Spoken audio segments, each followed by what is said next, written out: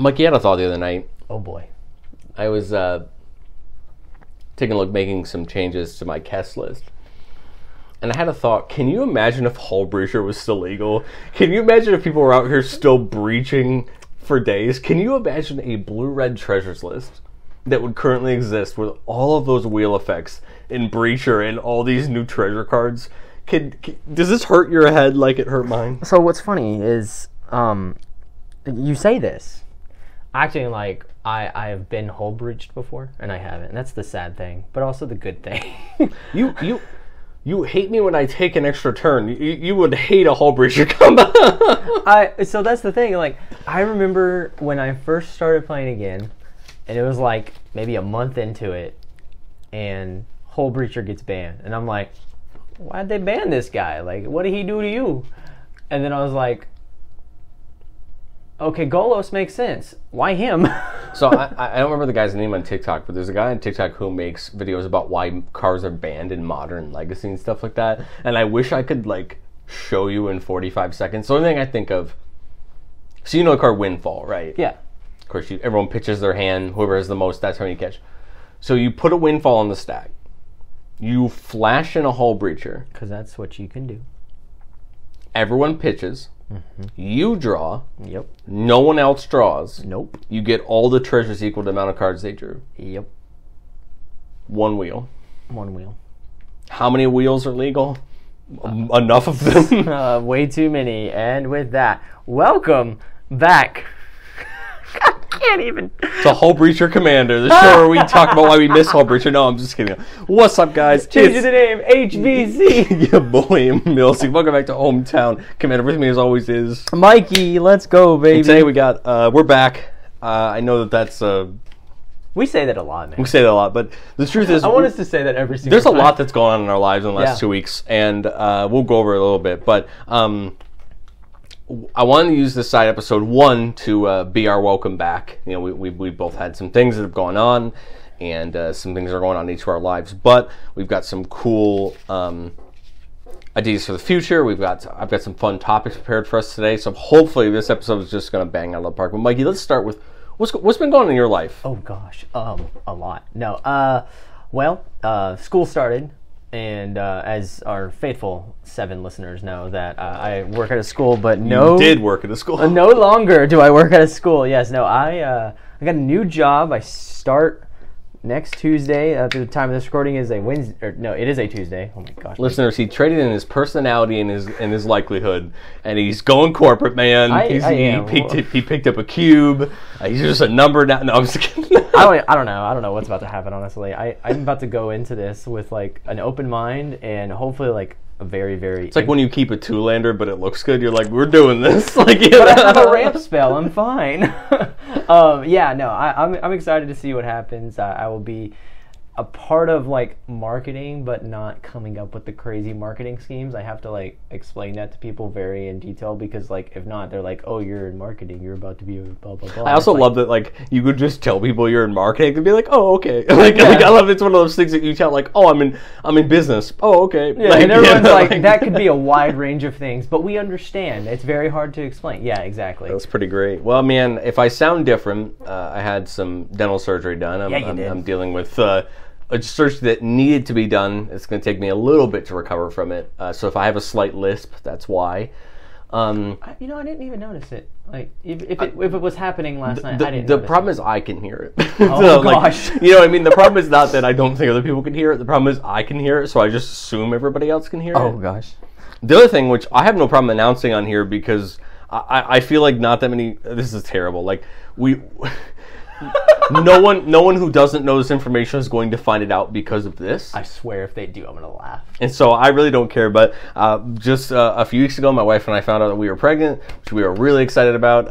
It scares me slightly that I'm going to be a father. But I am stoked, and I am going to try to birth the best Magic player that's ever existed. like, I will see to it. I will make it happen. I am scared. It will be like when... when those military programs try to get the super soldiers, and they get like the strongest person they can, and then they're like, "This is our subject." Like, I'm going to. No, I'm just kidding. All I can think of is I just finished watching episode 2 of Star Wars, and that's the one where like the clones come in. Yeah. And that's all I can think of is a little like baby incubated in a tube, and just like you can see that our progress is going very well. I'm just like, oh no, that's gonna. No, but it was funny. We've been telling some of our closer friends, and everyone's just like. The one person was like, "That baby's going to be really good at magic," and I was like, yes, "Thank you, yes, they will." But, that's awesome, dude. So I'm super stoked about that. Of course, we'll hear a lot more about that in the future. You know, we're only about 6, 7, 8 weeks in, so there's not much to talk about. Not much fun stuff to talk about yet, but we will get there. But Mikey, today we're doing a side episode. I was about to go like super deep with it and be like morning sickness. I think this is a good side episode for us to kind of announce what we want to do going forward. We talked about changing up the way the podcast portion of our podcast is going to work. Mikey, you and I both really loved our episode with Merkel. Right. And we really enjoyed brewing together, and we want to pursue brewing together more often. Yep.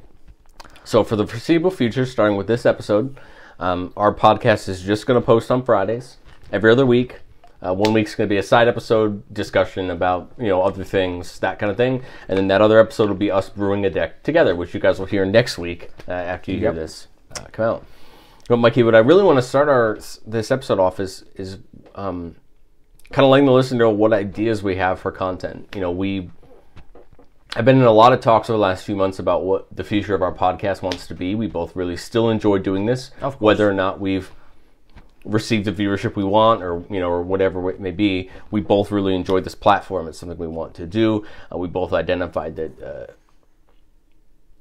Cat doing scary noises. Cat, noises. Man, I didn't shut the door. It's okay. No, it's all good. Sorry, continue. We've identified that YouTube's a platform that's going to be really beneficial to us. A lot of Magic podcasts are doing great on YouTube at the moment, but getting on YouTube will allow us to pursue other content. Mm-hmm. So I think the first big thing that Mikey, you and I want to do, and I think it's good to announce because it's something we really want to work towards, but it's something we realize we have to work towards. It's not just going to be hey, Monday morning, there's going to be that video up. Yeah. We want to record gameplay. Gameplay is something that we care about. It's something that we like to watch, but we also want to make it something that we enjoy. Yeah. So we're going to be pursuing what that looks like for us, what that format looks like, how we edit it, how we release it. We're not going to make any announcements as far as what to expect, when, or how often, or anything like that. We just want to try to make it as best we possibly can. I mean, we want to record it, of course, look at it, and go, okay, is this viewable, or watchable, and will people enjoy it? Yeah. Because both Millzy and I, when we create stuff or have ideas, we'll try it out, but if we realize that it's not gonna go well, then we'll switch the script real quick or flip switch. Yeah, I think we talked about there's so many avenues that we can take creatively with recording gameplay. We watch so many different channels that do it so many different ways. We don't necessarily want to copy, we want to try to make it our own, but at the same time, there's a certain expectation of some of the things that need to be done, and we want to uphold those. So when we know more about that, you as a listener will know. You will know when that's coming. Mikey and I will probably be, one of us will be in every video. Yes, and maybe down the line we'll see a video that might have neither of us in it, but for the foreseeable future, at least one of us will be in every episode. And we're going to try to get as many of our friends to come in and play as we can, get them involved and joined in. So that's big point number one. That's our biggest goal right now, I would say, as a podcast, is getting that going. And we're doing some good work behind the scenes. Number two, I know, Mikey, you don't play a ton of Arena, but I do. I don't, no. And Brawl is something that I have a lot of fun with. I think it's as much of Commander as we're going to get on a digital client that isn't Magic the Gathering Online. And so I, personally, Millzy, would like to start trying some Brawl content, whether it be Brawl, Standard Brawl, Historic Brawl, building some decks, doing some gameplay. I think it'd be a ton of fun. It's something that I think there isn't a ton of content out for either. I mean, yes, someone makes a new deck when a new set comes out, but no one plays Brawl on video like they do for, hey, here's my is it Dragon's standard deck? Let's go run it up the ladder. Like no one does that for Brawl or Historic Brawl. And I'm not saying I'm the best player to do that. I'm not saying that I'm not the covert go blue of Brawl. That's not what I expect. But I enjoy the game. Yes. I want to be the player to talk about how it's different from Commander, what you can still learn from it. And honestly, there are decks on Arena that I played that are fairly similar to decks that I have in Commander. They just work slightly differently. They play different cards. You have the alchemy cards that are a little bit different, and they work in that format. And I still think they would be fun to talk about. And I think it's content that I want to try making.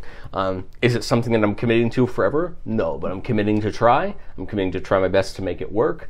And I'm hoping that maybe it'll open us up to a new community of people who want to watch this content. I've seen 1 or 2 channels pop up who've started playing, and I think they're really cool guys, and they make cool content. Again, my goal is not to copy, but I think that's a space that we can place ourselves in. So my intention for that, if it works, and if it becomes a thing we like, I would like to have a weekly video of either Brawl or Historic Brawl gameplay content, / deck text, / deck discussion, / whatever. Once a week. That would be my intention. I think that's something that I can commit to. It'll just be, again, just like with our gameplay. It's finding our format, getting it down, putting it out for the people. Because we understand and we see that, a lot of people still like to just play Arena. A lot of people still are not maybe able to go out into the communities yet. Some communities are a little tough to get into, or we've talked about this on the show in the past where, maybe you don't have a play group, and Arena is a way where that's your group, unfortunately. I mean, the awesome about Arena is if you have a phone that can download the app, or you have a computer, or even a tablet. I think every tablet has access to I think the Magic Arena app it's on iOS now. Yes. I'm pretty sure it's on Android. Yes. So pretty much anything that you have, you should have access to the game. Even my pretty old iPad that I bought secondhand from work can run it. So if that can run it, most great. things can run it. Yeah. I will admit the mobile content is a little bit worse. The mobile play is a little bit worse than on the computer. The computer, of course, is a little bit better, especially considering if you have pretty good hardware, that game's going to run really well and you can get all the fancy special stuff. But we'll attest. Even on your phone, it is still really good. I was about to say, I played on the phone for probably like 2 months, and I mean, even just playing. And the thing I love about that is I can build it. Like, I don't like deck building on my phone, but it's better on the computer. Yeah, and then the good part is I can pop on my phone and play that deck on my phone, and I don't have to do anything to it. It's just there. And the good part about there is, your account's logged into any device you're logged into it on. I can jump on, do my dailies on my phone if I want. I can jump out the computer and do my dailies. I don't have to re-log in. I don't, and I like that because then it allows me to catch a game or two on the fly if I want to. Yeah, and one thing I really enjoyed about it as well was it's really good practice. Like, it's really good to just kind of be like, how does this new mechanic work that just came out? And it's like, I still recommend, like, personally, if like, let's say tomorrow we met someone and they were like, I want to learn how to play Magic, but they couldn't make it out to our Monday night group or something. I'd say, hey man, download Arena. Yeah. Give it a shot. Start learning the game, because I think it is going to be a lot easier to learn a bulk of the game 1v1 in a controlled environment than it is at a 4-player Commander table. And then, once you get the basics down, I don't think it's hard at that point to transition to Commander, but I think learning Standard or a format like Brawl on Arena is going to help you a ton when it comes to Commander, because the more you understand about the game, the easier it's going to translate to a 4-player environment. Right. The other idea that I had, which is something that I've made a couple videos on, we did our test box and mean squeeze episodes in the past, and I've done a few deck techs, but it's something that I want to commit to doing. I have more than enough decks to make videos on. It's something I love talking about, and I just think that I just need this time to sit down and do it. And so I'm committing to make a deck tech video for every deck in my main deck box, and then we will go from there on what we want to see deck tech content of, and then what that stems into in the future. I'd like to make more content when it comes to either how I make changes to my decks, or what do I do when I evaluate cards for a deck, or one of my main decks, or anything like that. We can kind of get to that stuff in the future, but at least I want to, as a baseline, get a snapshot of right now, here's where all my decks are at, so that way in the future, if anyone cares about any of my lists, or if people want to see how I evaluate changes, I'd like to have that baseline there so that I can show how those changes are made. And I'll go one further on that and say that I want to kind of attest to this. I actually haven't told you about this. I just kind of thought about it just now. I think it would be really easy to do for me to kind of like add my share to do this. I think what I want to do is to do a deck tech for me personally, and how I want to like bring this to the table from my standpoint is if I have like a new deck I'm bringing on a Monday night, which like last night I did, and I think it went really well. I liked it a lot. I'm probably going to build it out as soon as I keep making a couple of changes. Best part to of that it. deck to me, though, just really quick, the hand-drawn commander was the best part. Yes, yeah, for sure. But anyway, I'll let you finish your thought.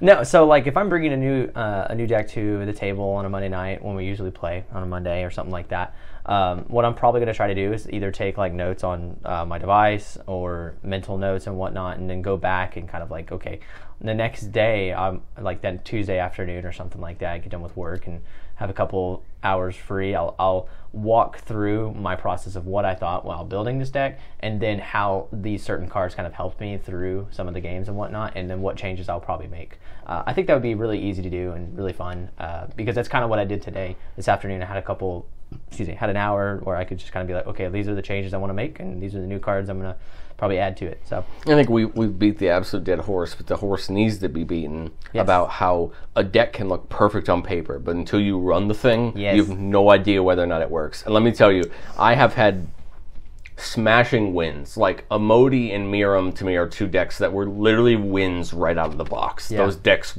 flew without me having to do anything. But I'll tell you, decks like Shrines or even Winota, like the decks had a mass there, but I had to kind of make sure I was adjusting the side pieces around the main pieces to get the deck to move forward better. Yeah. And it took that little bit of time. You know, not every deck is going to be a rubber hit the road and it shoots off experience. Sometimes you're going to have to sit there and go, what the heck am I missing? Am I missing draw? Am I missing removal? Am I missing? And you're going to have to kind of tinker, you know what I mean? yes, And so I don't ever want to paint the understanding that, oh, you're just going to put a deck together and it's going to be magic. It's just going to be the best thing you've ever seen. Well, you can't say I know, it's that's a bad pun, but you know, it's going to be the best thing you've ever seen. You're going to never make a change to it. But you also, as you build more, you'll get that eye for, do I think this has it? Do I think this deck has it? What can I add, to make it? So, yeah, I'm excited to make some more content around decks that we either have, that we're testing, that we're going to put together. Maybe when I brew a new deck in the future, I'd like to do some content around that. I think that could be fun. And that's something that I think that will be honestly pretty easy to do. So, Mikey, as far as our new content, that's all I have for that. Did you have anything else you wanted to mention? I mean, no, like I said, I want to add a couple of deck techs in there as well, mostly just like new decks that I'm playing, because I constantly keep, unfortunately, I hate myself, brew, ABB, always be brewing, and I don't know, I'm excited to see what we can do with the gameplay. I think my goal for our YouTube channel in the future, Monday to Friday daily content. That's my goal. Oh, wow. So 5 different things. It would be different video ideas. It would be something where, the good part is we could do a lot of things where we can pre-record them. It wouldn't be something we'd have to spend every week, 2 hours a week, recording content. We could do that. But I think it would be good for us, and I think it would get us in a good safe where it's like, okay, I have an hour here, I'm going to spend that hour making deck techs, and then I'm good for the next couple weeks. Or, okay, I'm going to sit down and brew for an hour, and I'm going to record it and talk about it. It would give us a way to kind of, I just think it'd be, that's kind of my goal personally. And I'm not sure what those 5 days entail. I'm not making a schedule right now. I'm not saying, other than Friday being our podcast, I'm not saying what I want any of those 5 days to be. Yeah. That's my goal. I think it's doable. And that's the personal goal I'm setting for me, is I want to be able to attribute to that the best that I can. Yeah, man. I like that. I like that a lot. Ooh, that's a lot, but I like it. But hey, we can get there, baby. Yeah, we can. All right, so next topic of discussion. I have no idea what we're going to name this, but we're going to name it something. Something. I had a couple random ideas for stuff I wanted to talk about that I didn't know if it would take up a full episode. Okay. So I thought it'd be cool to kind of just jam this in here. And we can call it, some of these ideas were things that I've personally been asked, or things that someone's asked me, and I'm like, that would be fun to unpack on an episode. Or it's things that I've noticed that I think I kind of want to talk about. So the first is, our Commander format has a ban list. I know it's a thing that we kind of like begrudgingly have, and we begrudgingly talk about, but it is there. And I think too often we kind of ignore it until it actually happens. Right. Like something gets banned and we're like, oh, hey, that got banned. So I want to start with a discussion. I think everybody's done this, but I want to honestly think about this. If you had to ban one card, like what would you honestly ban and why? Oh, man. Now, I prepared my own. I wasn't going to just hook you and then sit here and wait for you. So I'll tell you like what I personally want to ban. I would really love to see... a card this is going to give me a lot of flag. I really would love to see Dockside banned. Not because I don't think it's too good of a card. It's not a Hull Breacher. It's not a Golos where the thing just warps format. But the problem is the format is warped around Dockside to this point. It hasn't gotten cheaper. No. It's still not accessible. And we just got it reprinted with 3 different versions, so it's still not accessible. My only qualm with it is it's a good card, but it's not slam dunk good. We've seen so many times someone puts a Dockside down at the wrong time and it just flops. So I'm not saying that it's like, oh my gosh, this is the best card that's ever existed. But we're at that point where I feel like we wouldn't hurt the world if we banned it. Like, we wouldn't, we wouldn't kill the format if you banned a Dockside. Because Wizards just showed that they're never going to get it to be reasonably accessible. Yeah. Which is... Every deck that I have Dockside in, I could replace it in. That's interesting to say. I will say... Now, I'm not saying that means that I won't play it. Or that I don't think it should be played. Yeah. That's not what I'm saying. What I'm saying is I think it's a possibility of something that could survive getting banned, and it wouldn't kill our format. Now, like, there's people out there who like ban Sol Ring, and I'm like, no. At this point, we can't. Yeah. We can't ban Arcane Signet, and you can't ban Command Tower. They're too universal at this point. Yeah. I would love to have an honest discussion about like Tomb or Crypt. Like, I'd love to have an honest discussion about whether we could ban them or not, or Mana Vault. Like, I think those are fair discussions that we could have, but we can't ban Sol Ring, we can't ban Arcane Signet, we can't ban the Tower, because at this point they're good for the format, even though we still don't like seeing them. Even though we joke with each other anytime you see one on turn 1, it's like, oh, you played the Sol Ring. You're dead, kid. For my answer, I think I couldn't narrow it down. I actually have thought about this a lot. I can't narrow it down to one card. There's like 7 or 8 that go through my mind daily that I'm like, man, they are just way too good for what they do at such little cost. But my salty answer is Stasis. Like, the card can just die. Oh, okay. Like, I'm wow. Like, no, like the card can just die. He went there. Stacks as a deck is never something I've enjoyed. Yeah, man. We all love And Stasis Stacks. itself is a card that I've seen more often people trap themselves in than trap a table in. Yeah. But anyway, I'll let you pick your choice. All right. So my answer to this will probably get flack as well, and especially from you. Which is great. So for me, it's the 1-mana spells that just do way too much. I'm talking your Path, Swords, Tutors. Okay. And I mean, Sol Ring, yes, is a 1-mana spell that does way too much. I mean, I think the Tutors are bigger culprits than Swords and Path. But. Well, what I'm getting at, though, is just like, I just spent... we saw Progenitus. How do you say that? Progenitus? Yeah. Yeah, we saw that. That's a 10-mana spell. I just spent whatever to get that out. Now, it got cheated out like 3 different times in 3 different ways, and I was like, good job. Good on you. It's actually decent. Yeah. I was like, hey, good, cool. Look at you. But anyways, I just spent whatever to get that. Or Ulamog, for instance. Like, I just Ulamogged. Okay, cool. I'm going to Path. I'm going to Swords for 1 mana. It's like, well, gee, thanks. Yeah. And I get it, like, people could probably come back and be like, but counter spells, Mikey, counter spells. And I'm like, yeah, but counterspells do everything, so that kind of like No, negates that. I get it, and I think that also, I think a lot of casual players also kind of feel that way because they're like, well, tutors should get banned because they're too good, and I'm like, I don't think they're too good. I get it, and but I think the thing is, I think a lot of the tutors come down to how you approach the game. Yeah. It's not whether or not the tutors are broken; it's how you approach the game is the problem with the tutors. So yeah, I completely understand. Yeah, I get it. I think a lot of people would say like Fierce Guardianship. They want Fierce Guardianship banned because it's a free casting spell and it's never going to get less expensive. But no, it's not. That is what it is. So, okay. So now that was all fairly off the top of the dome. I didn't prepare my dockside answer. I actually wanted to do it on the spot. And that was my first choice. Now I want us to... I pulled up the ban list in front of us. Ooh, fun. I don't expect you to know what every card on this list is. But... Okay. If you had to pick one of these to unban... Emrakul. Give me Emrakul back. So I actually honestly have two. One free one. Lutri the Spell Chaser should be back. Lutri is now let me tell not you. a Let me card. qualify this.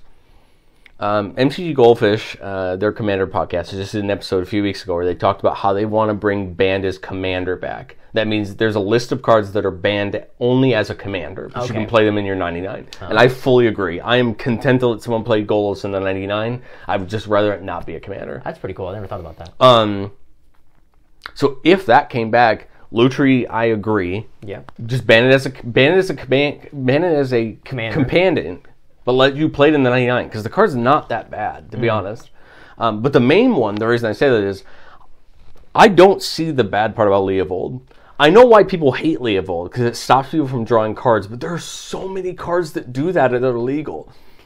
I had someone in our playgroup ask me, Millzy, do you care if I play Leovold? And I'm like, no, bring it to the table. I'm still going to smash it. Like, you know what I mean? Like, because listen, it can get removed. It can.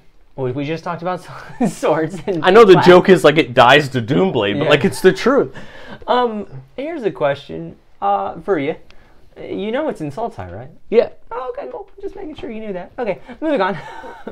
I understand why Leovold's banned. Yeah. I get it. But it'd be my pick to come off the list. Because I'll be 100% honest, I'm not afraid of it as I am of other Sultai commanders. Oh, yeah. Like, I don't want to go up against Muldrotha. I don't want to go this versus Muldrotha, like a good list, I'd much rather play this than Muldrotha. Yeah, I agree. Now, my actual pick, because I want to be a little bit spicy, because I don't think it's fun to do this conversation without being a little bit spicy, and I think Leovold's going to be spicy, because I know a lot of people hate this card, yeah. And I actually I'm indifferent. I play green, I don't need to draw cards, I just smash your face, but, Well, it just says you...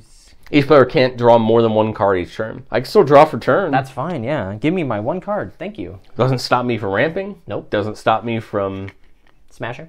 From tutoring, yeah. It just stops me from drawing cards. So, I just said going and again, creature. I think Leovold is if they had a Bandis commander list, and it could come back in the 99, this card would be fine back in the 99 if it deck. Same thing with goals. But like that idea. my honest pick, oh, sorry. and this is gonna get me some hate. If I wanted to be selfish, it's Primeval Titan. I want this card back so bad. Look at you green player. I would break that card happily. Get out of here. But the caveat on this card is, if it ever could be reprinted and was at the same price point as every other extra turn spell, I want Time Walk back. Oh, yeah. We have better extra turn... Every extra turn spell that we have is more expensive than this, but they're just as easily playable. The reason Time Walk is banned is because, Mikey, it's on the reserve list, and it's never been reprinted, and good luck buying one. But... That's amazing. Does that say 2 mana? Yes. Oh my gosh. Every other return spell, there are so many extra turn spells that can be recurred. There's so many, heck, there's some of them that can be brought back. Yes, it's 2 mana. I understand that. But in all reality, there are worse spells than Time Walk. Yeah. For 2 mana? They're legal. Yeah. They're legal. Yeah. So that's a joke because it will never happen because Time Walk will never be reprinted. But if it could get reprinted into the ground and be the same price as a Temporal Manipulation or an Elrond's Epiphany or a Nexus of Fate, I don't see any reason why it wouldn't be playable. No, I agree. But again, that's a terrible choice because it will never get reprinted. It's the same thing with some of these other cards. They'll never be reprinted, so they're never going to come back. The one that we had the conversation about when Dove Masters came out, and I was trying to figure out why it's banned because I can see play lines of how you could break it. But it seems expensive as gifts I'm giving. It's 4 mana. You go get 4 cards, put 2... Opponent chooses 2 of them. 2 go into your graveyard, 2 go in your hand. Yes, you're tutoring 4 for 4, and you're putting 2 of them in your graveyard. But you can't tell me that I couldn't break cards cheaper than this doing the same thing. Oh, yeah, no, you easily. I mean... It intrigues me what was the thing that broke this card. Did people not know what Isochron Scepter is? We have Entomb in the format. Yeah. We have Unmarked Grave in the format. Yeah. We have other things to get things in your graveyard. Like what is the card that this card goes and breaks that is worse than anything we have now? I mean, that's my honest question. So it's like, okay. I see this doing well in Mildrotha, Cass, and stuff like that, but things that care about things in your graveyard, that's the only thing that I see that being good in. Sure, but I mean, I can Entomb turn 1 with Muldrotha and dump a permanent I need in my graveyard, and then turn 2, mill a few cards, and then I do the same thing. Yeah. So I'm sure. Now, if someone's out there playing saying, Millzy, you're missing this random combo, and it's super aggressive. Okay, sure, but there's so many combos in Commander that we can't... Yeah. I fully agree Hull Breacher needs to stay banned. Although I think it'd be hilarious to bring it back. I get it. Like, it's those couple cards like Leovold and Gibson Given that I'm like, I see why they could be banned, but I also don't think they're not terrible. We're in a bigger stick than the other guy format, where it's like you just pull these crazy combos out that are faster and better than your opponents. These cards aren't as bad anymore. Like, they pale in comparison to what you can do now. Flash, completely understandable. Like cards like Flash, I understand why they're banned and they need to stay banned. You may put a creature... I agree why I think Primeval Titan needs to stay banned. It's too good for the decks that can abuse it. Flash is 1/2 of Flash Hulk, where you flash out a Protein Hulk. Yes. And it dies and gets every combo piece you need. Yeah. Yeah, it's understandable. And don't get me wrong, a lot of the ban list deserves to be there for good reasons. Half of it's price and half of it's actual needing to be there. But I just thought that'd be a fun exercise on what... I mean, I don't know why Black Lotus is banned. It makes no sense. Yeah, I mean, everyone can get a Black Lotus. Why would we... I mean, I don't know. What is Coalition Victory? What is this? So 3 in Wooburg for a sorcerer. It says you win the game if you control land of each basic land type and a creature of each color. Well, why? That's amazing. That's for 8 This is honestly one of the cards that most people talk about taking off the ban list, because it's 8 mana. Yeah. Expropriate does pretty well at ending the game, and that's 9 mana. You know what I mean? Like, so does like Omniscience and... I think the only argument I can think of is there are cards like Dread Illusion Grove that'll make all of your lands every type. Yeah. And then all you need is 1 5-color creature, and you win the game with 2 cards. But like, but maybe they should just again, I'm content with, like, if someone showed up to the table and was like, guys, I'm playing Coalition Victory, I'd be like, sure. Like, I'm like, you know what I mean? Like, I'm not gonna sit here and be like you probably how dare you? Yeah. Like, you know, or like redo the wording of it where it's like you have to have like 5 different creatures of each color and 5 different lands of each color, like specifically that, and I think that would be kind of cool, but. A one of each basic land, like make it specific. Yeah, okay. You know, that's where I think that would. Again, I get it. So anyway, I like this topic because banned cards. Nothing's going to change. No, not one bit. It's not. Nothing's going to change. Nothing I say here is going to change this list. Everybody's still going to be sad about braids being. When did braids get banned? That is a real question, because I think I remember it being a viable braids. I actually don't know. Okay, let me look it up. But Braids, for example, is a card where people say ban it as a commander, keep it in the 99. Like, make it a card that you're banned playing as your commander, but it's okay in the 99. Like, this is one of those cards that people want to come back. Same thing. And I'd be fine with that. Yeah. Braids doesn't let people play the game. Yeah. The commander ban list is a thing, and it's a thing. That's a whole thing. I'm not gonna talk about. I'm not gonna get into that because I'm not on the RC, and I have no want to ever be in the RC. It's a whole thing. It's just okay. So next topic of discussion. Oh boy. We seem to be a play group that plays a lot of 5 and 6 player games. Yeah. We have a big table. This is the thing that I don't think really the internet talks a lot about because most people don't play 5 or 6 player games. Mm-hmm. So what I really quickly wanted to do was talk about how we play 5 and 6 players in our Monday night group. Now, I'm not saying this is the de facto way to play 5 or 6 player games. I'm not saying this is the only way you should do it or the way I would recommend you do it. I'm just saying this is how we do it. And if you like it, right, I want to recommend it. Yeah, so recommend 5 it, yeah. players, traditionally, we play what's called the star format. You position 5 of the players in the way that you always have 2 people next to you. Mm-hmm. Those players are your quote-unquote teammates, in the sense that you don't gain any benefit from hurting those players. Or hurting them, yeah. That's better. Your goal is to kill the 2 players opposite you. So the easiest way I can think to describe this is if you look at the back of a Magic card, we have 5 colors and a star. Hey, right? Look at that. I'll use the example. So I have a Magic card, white's on the top. So let's say I'm the white player, okay? Blue and green are my allies in the star. Those are the players that I don't get any benefit from killing. Right. Black and red, though, those are the 2 players. I win if I take those 2 players out. Right.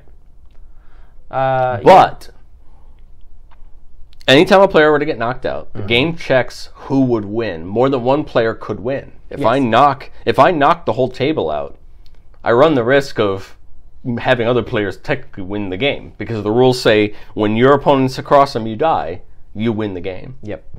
So it's kind of interesting because it gives you some. 5-player games, not without it, can be really long unless the tech completely takes off and takes over a game. Yeah. I've watched 5-player games take hours. So this was our way of trying to like speed up those games, and I think it's done a really good job. Yes. Everyone seems to like it, especially when we sit down with 5 people. We kind of assume already, like from the get-go, we're playing Star. Nobody really kind of like bats an eye about it. We just get right into it. And I think it also shortens the games up a little bit, only in the sense that we all kind of are aware of when somebody's going to, like, I take somebody out and then I'm gunning for that other person. Oh, of course. And so then the table tries to be like, well, no, I got to stop him. I don't want him to win yet. And it kind of adds a little bit better dynamic for 5 people than just who's gonna aggro off and become the big bad. I just think it creates an interesting dynamic where the table gets a little bit more fun. I've read a few other rule structures on how to play it. I've seen a couple game types where, kind of like a game of of Secret Hitler or those type of games, you assign everyone a role, and certain players like know who other players are and certain players don't, and you win if like your person, like let's say. Like, the first game I can think of to help describe this is, like, have you ever played Bang? The dice game?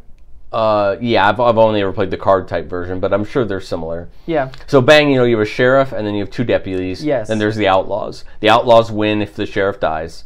Everyone on the sheriff's team wins if you kill all the outlaws. Right.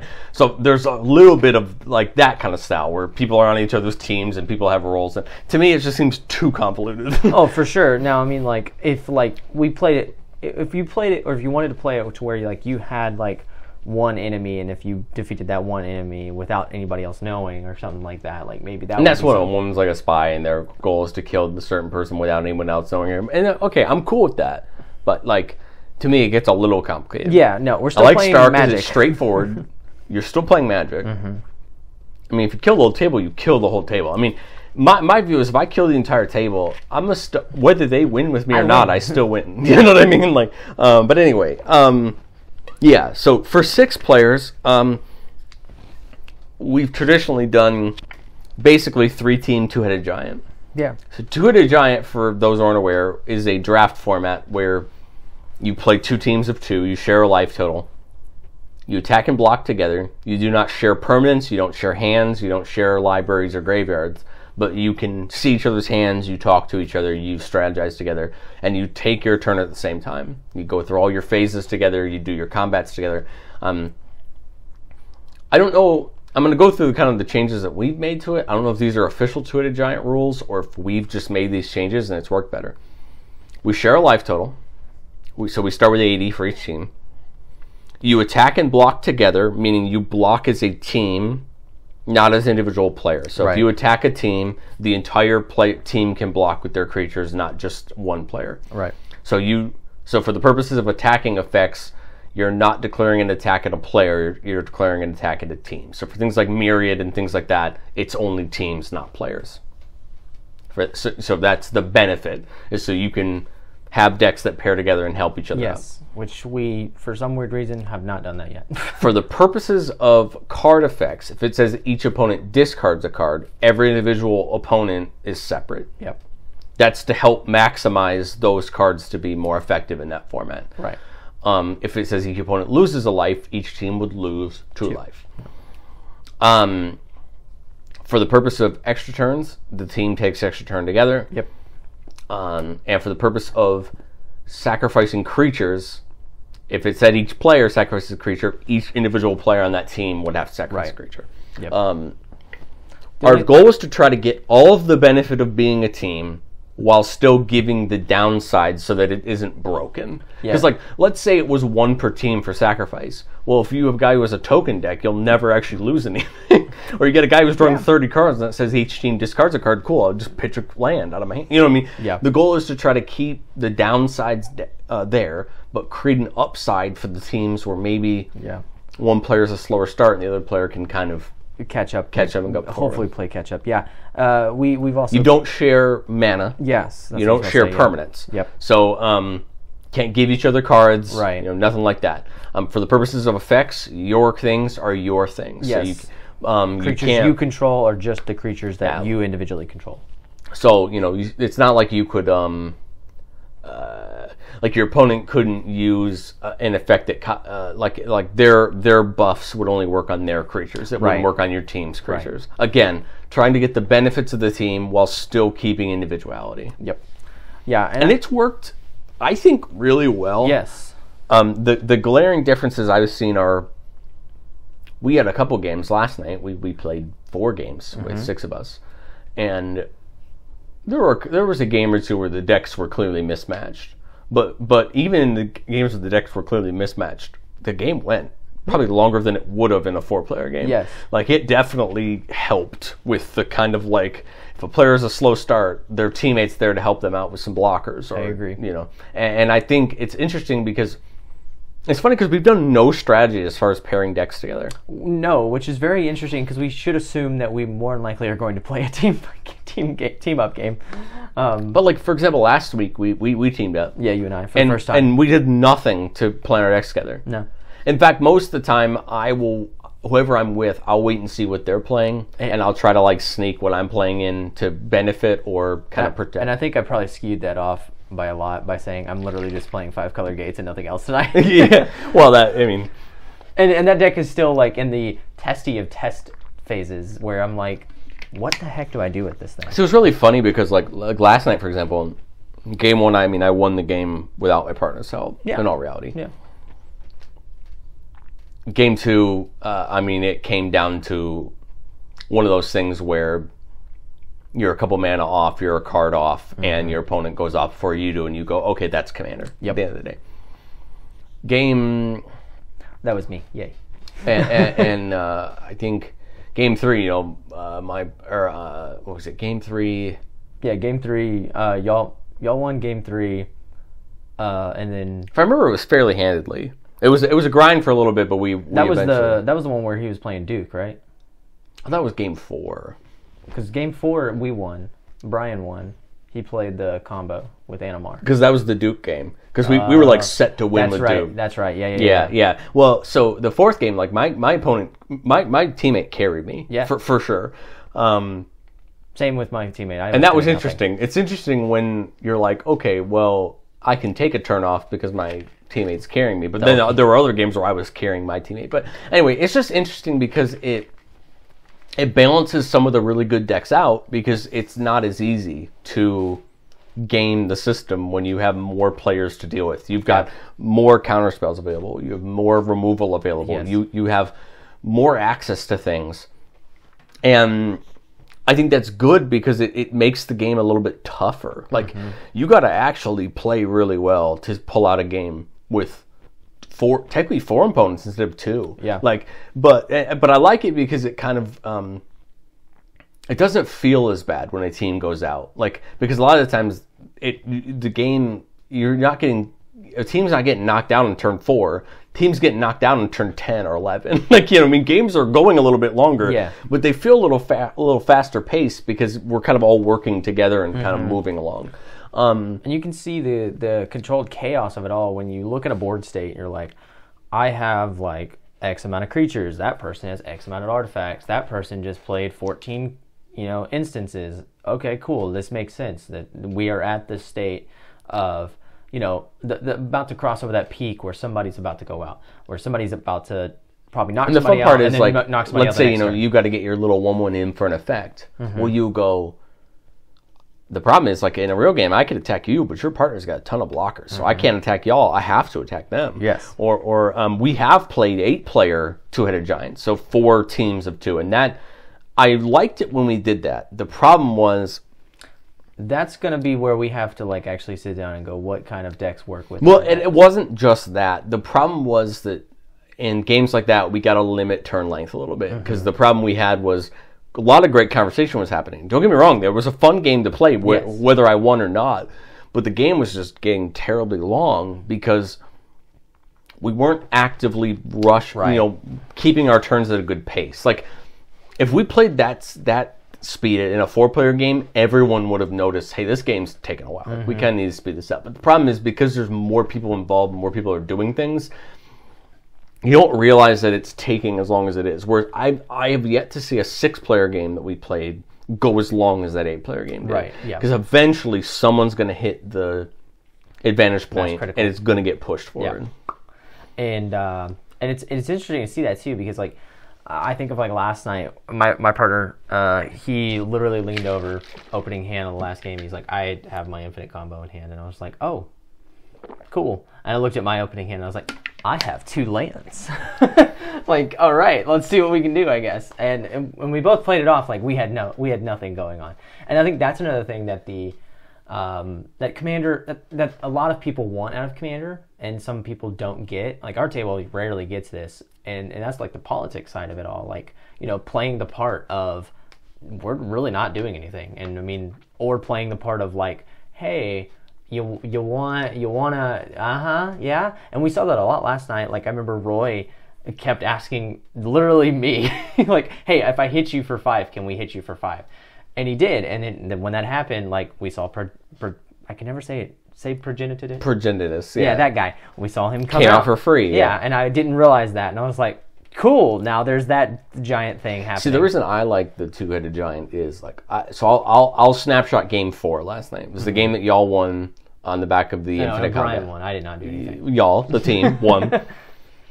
I played Iraq. My partner Corey played Duke Aldengard, Duke Alder Raidengard. Basically, Boros, Myriad.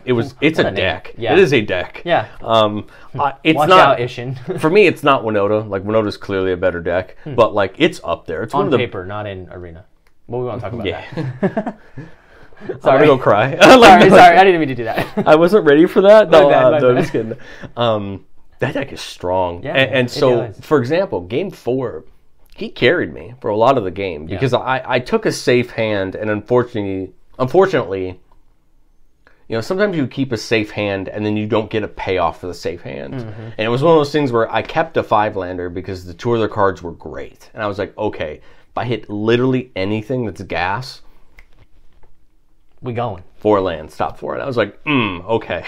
Not as good as I was hoping for. But again, I took that risk. But I was like, okay, but I can play anything I want to in turn 5. So it's like, I know his deck's going to get started a little sooner, so he'll protect me in those first 4 turns. Right. Maybe I'll be able to join in around turn 5 or 6, and we'll start having a board, right? So he took over the game. Yeah. And I was like, I'm putting down my little pieces. I'm kind of just, like, accumulating value. And then what made me laugh was I'm sitting there, he ends the game on his infinite combo, and I go, I have the win then. I had the win on my turn because I had a combo set up ready to go off. Right. But I was like, look at it. My teammate kept me afloat for long enough to get my... I say that like we literally couldn't have won the game. Like we could have won the game. But that was the interesting thing was, like, when I say that my teammate kept me afloat, I don't mean like we, like, blocked. Like, we did the most damage to the table. You did, yeah, for sure. That game, he was killing it.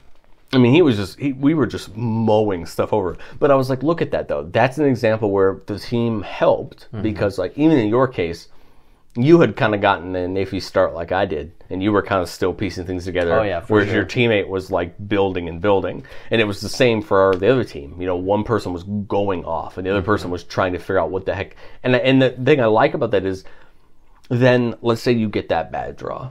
You keep your risky hand and you're just not doing things you want, but your partner is, you still feel good. Yep. You're still involved. Yeah. You're still helping. It's not like you get that bad hand and you're just gone. Like there's just nothing. It's like, can someone put me out of my misery and just shuffle up to the next game? You know what I mean? But you still feel good. Like, Yes. no, you didn't make that win happen, but you No. were still a part of it. Yeah, And you're like, right. okay, yeah, we won. Right. And you still take your notes. You still realize what maybe what you could have done better or what happened. No, I did actually I got a lot of points off of that. But you're also game, like, so. cool, but you also helped win. It's not like it was only him that won the game. Right. At the end of the day, your decisions as a team won you the game. And that's what I like about that format, is it allows you to kind of work as a team. You know, there were a couple on the nights we played together, there was a couple times like, let me do this first, let's see what the table has first, and then play your turn out. Yep. Or like, hey, I'm gonna do this quick. Let's see what happens. Let me attack first, and then you play your cards main two, so we see if there's anything out there. Yep. Or we just run, a I'm gonna try to go infinite. Wait to play your cards till I fail, and then and then that way we're not screwed. We're gonna try to run into this wonderful play line here, and then just get destroyed 5 seconds later. That was the best of the game I played Jetmir. I was like, I Yes. think I have lethal on the table, but if anyone has any response, I want you to wait to play your turn, so that way we're not completely screwed. Yeah, I was like, might as well run it and see what just happens. and so I ran my combo and it got stopped. Yeah. But then you were able to kind of push some pieces out and keep us at parity with the table, even though my play line kind of got screwed up. But I think that's the benefit too, is like, okay, we can work together, we can work off each other, we can the other thing I like about that format is when it comes to newer players, you throw a newer player with an experienced player, It's a good time. and you kind of help them without saying, let me play your hand for you, but you can give them those suggestions and kind of help them. The other thing I like is, like, with my teammate, I was trying to show him what I was going to do. So he saw where my head's at. What am I trying to do? This is my play line. And he was like, oh, yeah, that makes sense. That's actually really good. And I'm like, yeah, so you can kind of see where I'm trying to go, and you can see where you're trying to go. Right. Instead of just all six of us play our own game, but we're, like, kind of on teams. Like, you know what I mean? No. Like, seeing your teammate's hand is definitely a thing. I mean, I've thought about, like, going into, like, some. I actually, in some nights, I've liked that format better than four players on their own, because I think it creates just more fun. And in a, it's gonna sound kind of cocky, but there are a lot of 4-player games. Had we played the same decks, like, I probably would have won the game a lot more handedly. Yeah. But with that 2-player team format, the game gets a lot closer. It There's does. a lot less running away with it. Yes. Like the Winota game I played last night probably would have got run away either way. I probably would have won the game faster with 4 people than I did with the team. Dude, you gained 40 life in one attack. Like, yeah, That was a gross. mess. That game was a mess. But that's what that deck does. But you see what I mean? Like, but I think, again, what I like to think in my head is, if we play this combination 10 times, how many times do I win that handedly? Probably 5 or 6. And those other 4, that game gets good. Yeah. You know what I mean? But I think that game gets a lot better than a 4-player game does sometimes. And so that's what I love about that 6-player format is yes, it's different. And yes, it can be swinging. It can be a little bit different. But it feels cool to play those games. And I think there's been those games that are more memorable to me than some of the 4-player games we played, or the star games. Like, I think I have more fun with 2-headed giant games than I do with star games. I would like to agree with that for sure. I think a lot of people get to see I think everybody gets to see their deck shine in a way that they maybe were expecting, and they were, like, super excited to play. And the one thing that's angered me, and it's been good. and I will continue to ask for it, and you guys will probably continually spitefully tell me no. Okay. There have been nights when there's 5 of us, and I'm like, guys, let's play a 2-headed giant game, and I'll play as my own team. Like, I'll play 2 of my own decks and my own 2-headed giant, because it's something that I want to do. Yeah. And everyone's like, I don't know. I'm like, I always just say whatever everybody else wants, and I'm just like, we'll just do whatever. I don't care. Nah, man, I really do like the 2-headed giant format. Like I was about to say, I've gone and looked at it's mostly been Battle Bond that kind of like gave us really those 2-headed giant kind of things, yeah. And I've looked at a lot of strategies for it, or cards for those kind of scenarios and stuff, and I'm just like, I like the idea of it, but I would rather just play a deck that revolves around this strategy, and then tell my teammate to play a deck that revolves around a strategy that's going to like kind of be a good counterbalance to it. So like if I'm playing like Bant Walls, it's like, hey, we ain't got to worry about being attacked because I got all the defense in the world. And then you just do whatever you want. Yeah, that was the Alayla game I played. I was like, Corey, I'm gonna make more flying tokens than you know what to do with. Yeah. And that game he picked a little bit more of a.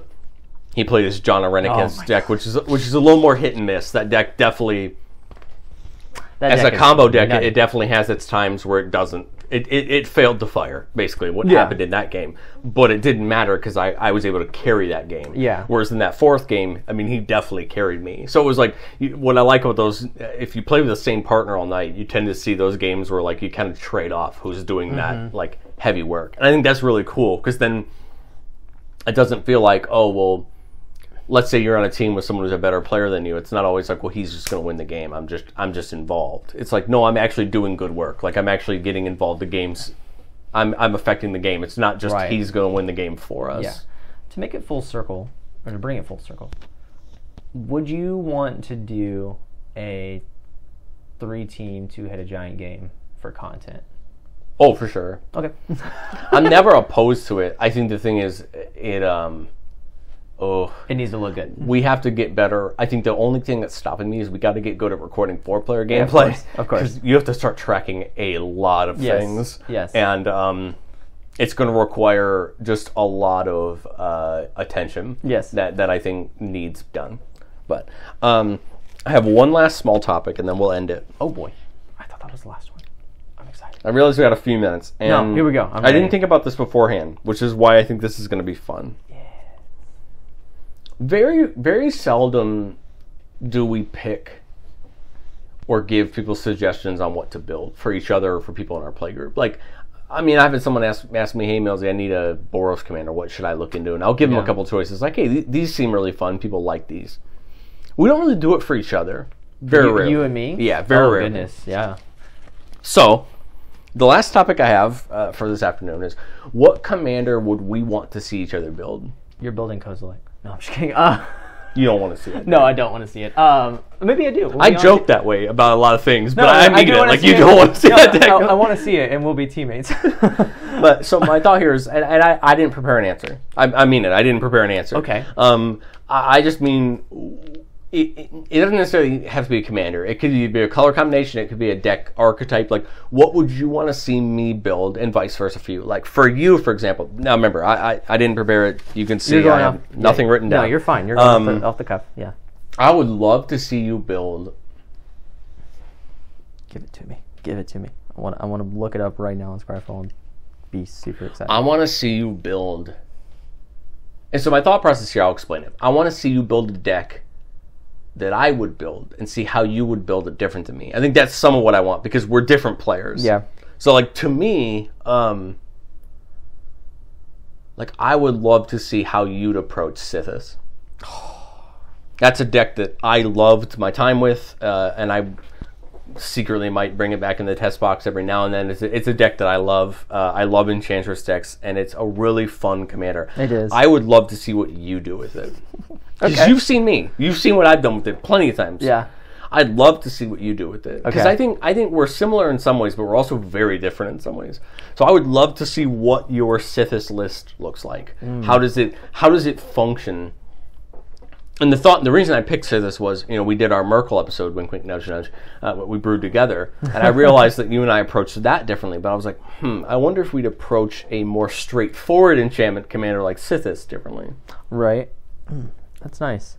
Now, the fun part for you is, I've built a lot, but there's a lot I haven't built. So I'm not necessarily as interested in what commander you pick, although I am.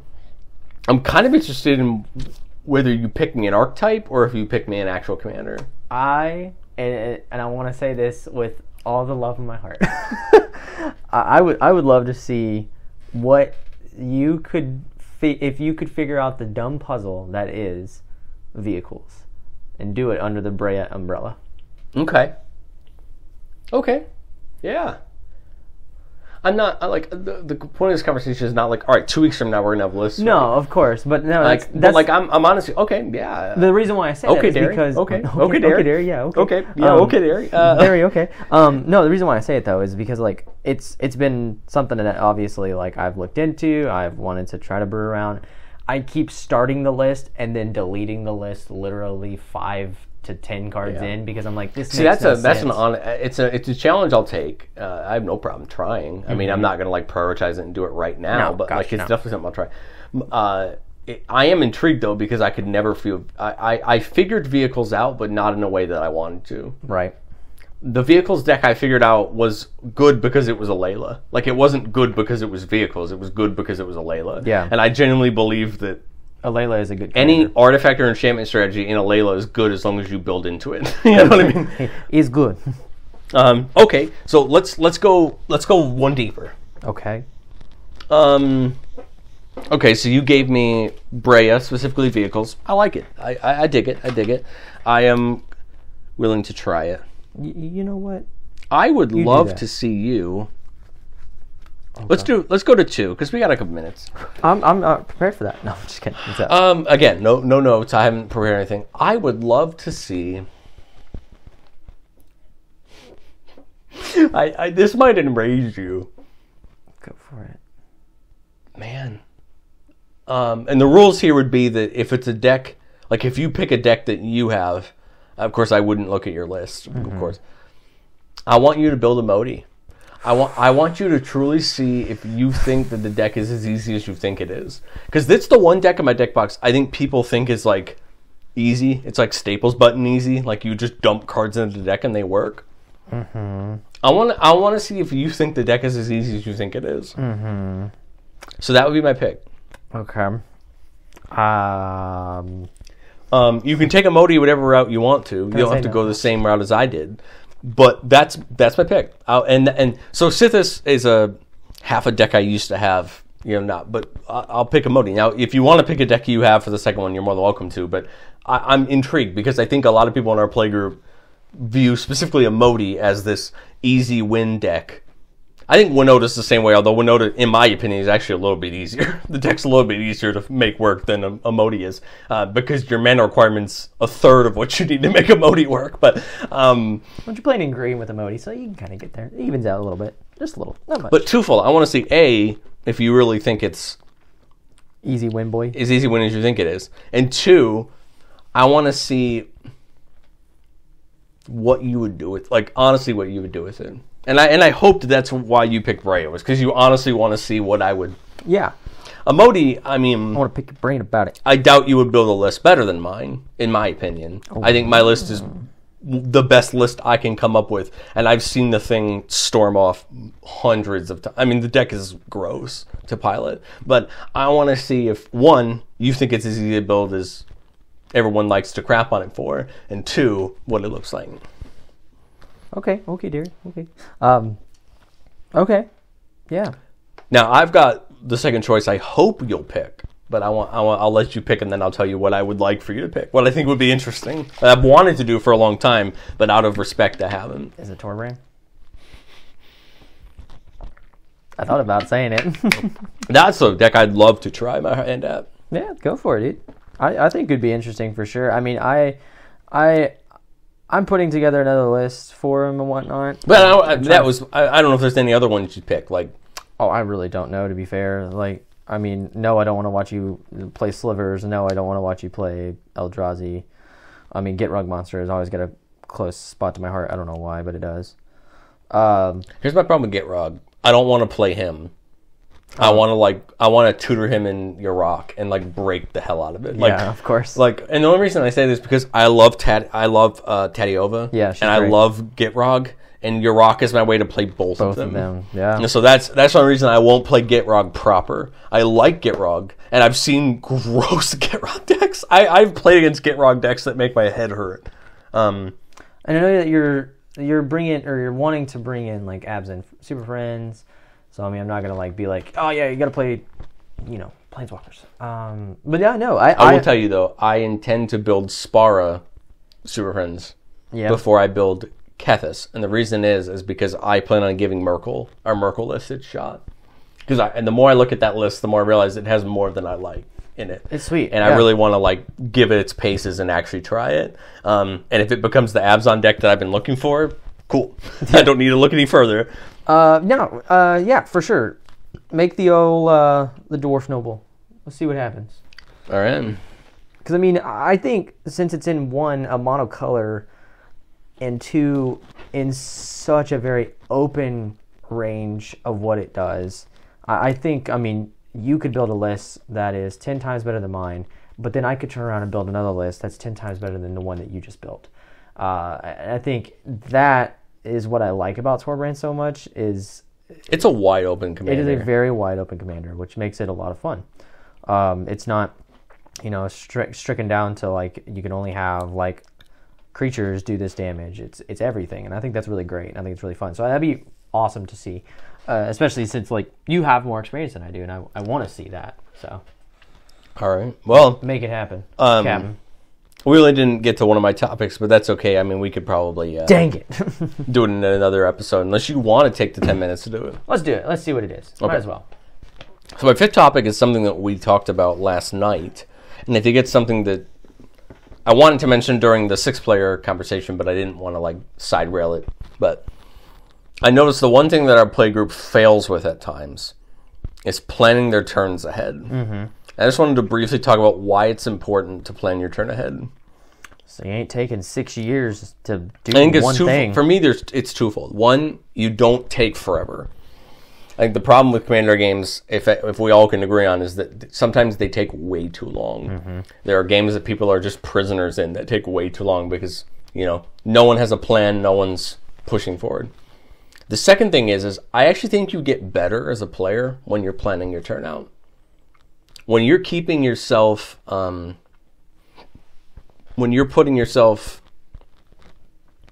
ahead of yourself and you're trying to plan even when you can't see what your opponents are doing, I think it allows you to be a step ahead, not because you're like, oh, well, if they play this, if they play removal on their turn, then I have this. Or what I mean is, the only way I can explain is by explaining what I do. So end of my turn, I don't know what I'm going to draw, right? Obviously, I have no idea. What I do immediately when I end my turn is, what do I do next turn if what I draw changes my plan? Nothing at all. Okay, this, maybe I do this, maybe I make my attack this way. Okay, my plan's in my head and it's sitting there. I watch all of my opponents go. While they're going, does that plan change? Mm-hmm. Oh, he attacks, I have to make a bad block. Okay, that might change my plan. Maybe I can't attack it now, but I can switch up and play this enchantment instead or do this instead. Oh, he just removed my commander. Okay. Do I replay my commander next turn then instead, or do I still try to get the pieces set up? I'm asking these questions as the turn's coming back around, so that the last thing that affects my decision, and you can watch me, watch me when I'm playing. I draw the card, I look at it, and then you'll notice I'm in. Because at that point, unless that card changes, if you notice, the reason it takes me sometimes on the start of my turn is I'll draw the card and go, okay, that actually changes what I want to do. Right. And now I have to recalculate what I'm going to do. But you'll notice most of the time I draw that card, half the time I look at it for about 2 seconds, and I'm like, cool, all right, what I'm going to do is, and it doesn't stop me. It's just that one thing where I'm like, okay, now I know what I want to do. Right. Now, that comes with knowledge of your deck, and that comes with experience. I know that. Those are caveats that I think have to be said. But I think that's something you can do in any game of Magic you play. Standard, Brawl, Commander, Modern, Legacy, Vintage, if you want to brave that. Well, anyways, this is Hometown Commander. See you next week. No. Because I think that's what challenges me to be a better player is, and then let's say for example, my first opponent starts the turn and I already have my turn planned out. Yeah. Then what I like to do is start guessing what they're going to do. Okay, what is he going to do right here? I don't know the cards in your deck, but I can guess, right? Like, what would you be looking for here? Like, what do you like? Okay, yeah, buff enchantment. That makes sense. Is he going to dump another creature? Is he going to go right to, I'm trying to kind of like make my inferences based upon what you're doing to guess what you're going to pull off next. Like a lot of the times, I see a loss coming. It's not like I'm like, oh wow, I lost this game. Like, I'm like, oh, he's got that combo set up and there's nothing I can do. Or, right. Oh, yep, yeah, there it goes. Yep, that's all I could do. You know what I mean? But what I like about that is it keeps me sharp in saying, okay, does my plan need to change? Do I need to change my plan for my next turn depending on what you do? Probably. Like if you dump obviously, if you psych rift, I'm like, well, my turn just became different. But I mean, like let me use a perfect example. Last night you played your deck. You dumped a Beastmaster Ascension. Now, had you not won the game on that turn, that would have changed a lot of my plans. Like it would have been like, oh crap. So now I can't be aggressive at all. Now I have to figure out, and you were playing the new Jasmine Burl of the 7. So that stopped almost all my creatures from blocking. So now it was, what do I do? Do I outrace you or do I deal with the Beastmaster Ascension? Now you won the same turn because you deployed the last piece you needed to basically end the game. Yep. But in that scenario, I'm like, ooh, now I have to change my plan because now I can't. Now I can't free block. Like, let's say I could have blocked you. You would have never gotten through my board. All my creatures were bigger than yours. Even with the Ascension, I still would have had good blocks. Mm-hmm. The problem was I couldn't block them. So that would have, even if you, like I said, if you hadn't ended the game that turn, it still would have been a giant problem I would have had to have dealt with. Yeah. And that would have been something where I was like, ooh. And I don't remember if you heard me. I joked the turn prior. I said, all we need is one Beastmaster Ascension and this game is over. You did. Yeah, it was funny. It was in my hand literally since the start of it all. And I was like, I don't want to put it out way too early and then build it I up. joked. I was like, I'm looking at your board and I'm like, okay, I can already see you were a Beastmaster Ascension away from ending this game and there's nothing I can do about it. And then what happened? Beastmaster Ascension in the game. So that's just my way of saying that, like, sometimes it's really important when you're at a table to, I wouldn't say start by guessing what your opponents are going to do because that's a little too much. Yeah, I would say you should know by the time the opponent, right before you use end step happens, what you want to do on your turn, barring that draw. That would be good. Yes. Now, remember, sometimes I know what I'm going to draw. Sometimes I've dumped something on top. So then I of course, okay, I know what's going to happen. That's your play line, yeah. Yeah. But there are, of course, turns where it's like, okay, well, the draw could change. I remember last night I said that. I was like, hey, Corey asked me, hey, what are you going to do this turn? And I said, well, my draw is going to greatly affect what I do this turn because I have one plan, and then I drew and it completely changed the plan, and I moved in another direction. But I think that's something that as players we can do to get better and better, not only with our decks that we're playing, but with every deck, right? If you know what your playline is going to be and you're preparing for it, I think you'll make less mistakes because you're thinking about it. Mm-hmm. You're not just free casting spells going, what's the worst that can happen? Yeah. That got removed and I have no mana to do anything else. Oh man, that sucks. Like, I think when you put more care into it and you're thinking it out, I just think you will get better playlines and you'll probably do better because you're thinking things out more than just dump 8 mana, let's go. Yeah, like you have plenty of mana to dump your hand. Let's dump your hand. It's like, why dump your hand? Now you have nothing for the next turn. So, I mean. So what do you think? What do you think of that idea? No, I think it's a great idea because I think you start thinking about other things that go into this as well. Like, people could have a board wipe. Maybe I don't play all my creatures that are in my hand. People could have a Psych Rift. Maybe I don't play everything that's in my hand. I mean, there was a lot of times last night where, like, your partner, he played his entire hand when he was playing Duke. And I believe it was the same game. Brian had a Psych Rift in his hand. And I was like, I mean, we're going to play that. And then just watch people have to rebuild as fast as they could. And he was like, no, I'm going to play my infinite combo. And then we won. But besides that, like, I mean, there was a lot of times where I was just like, I will sometimes do that where I'm like, I have no draw spells. I'm just gonna have to play my hand, and then this is where my play line is. I'm here now. Yeah. Yeah, I'm here now. And it's unfortunate, but that's just anyways. But I think when you start to think about your turn ahead and whatnot, you actually do get that sense of, okay, my opponents could have X, Y, and Z. How do I run my things into those things? And if they don't have any of them... And I think the only warning for that is you don't want to get in decision paralysis. Yes. Or you try to plan for too much. Like, that's not what I'm saying. What I'm not saying is take 5 minutes on your turn because you're afraid that... What I'm saying is the only way you get good as a player is by having a plan and sticking with it. Yes, exactly. And being aware that sometimes your plan's going to fail, and that's okay. Yes, and that's what I was about to say. Like, you're gonna want to run whatever is in your hand. So, like, for me with the Beastmaster Ascension, like, I wanted to run that out. If somebody had a counter, cool, it's gone. If somebody had Enchantment removal, cool, it's gone. Nothing I can do. But that was what was going to win me the game. And I was like, I'm going to run it in, and that's my plan. And we're going to see what happens here. Cool. Yeah. But I still think if we as players, and I'm saying this because I do this. Mm-hmm. Like, this is not something where I'm like, oh, I'm such a better player than everybody. This is my advice to get you better. This is what I do. Yeah. Like, if you watch me, like if you legitimately sit down, if you sat down at the table with me, and the next time we play and you watch me, this is what I'm doing. Yeah. You're looking around the board. You go, okay, cool. That's what everybody has. And then you start looking at your hand. And or you'll notice. Hand. I don't know if you. I want to see if you've noticed this. Have you ever noticed that sometimes when you attack or you attack me, I have the number already in my head of what the damage is before you even declare the attack, which is a little annoying, but it's fine. But that's because I'm like, okay, that makes that I'm like, okay, if he's attacking me, this is the attack. Let me count it up, see what I'm going to do about it. And you're like, so 12, right? And you're like, what? And I'm like, 12 damage, right? And you're like, yeah. Like, it's just like that's just the part of me being like, okay, I have to think in my head, am I going to block for this? And I don't want to take 90 seconds to decide if I'm going to block or not. Yeah, it's like I'm already going to know before you even swing at me. So, no, yeah, I think planning ahead definitely helps out your play. I think it helps out your skill level, and I think it just helps out the game itself, because nobody, as much as I would love to, nobody wants to sit at a table for 2 hours playing a card game. Now, if you're sitting at a table and playing a miniatures game, that's different. But this ain't miniatures.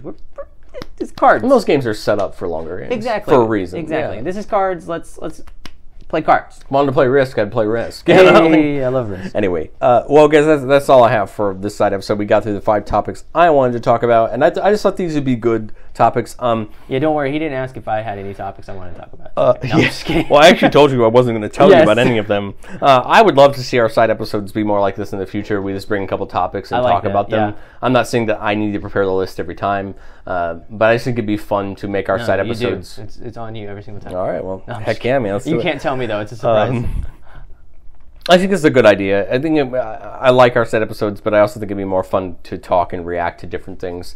And, if I need to talk about Winota getting changed in Brawl and why I'm mad about it, it doesn't have to be an entire side episode. It can be a sharp jab at the end of a side episode. Like right now. So, guys, thank you so much for listening. We will catch you. My heart. We will catch you next time. See you.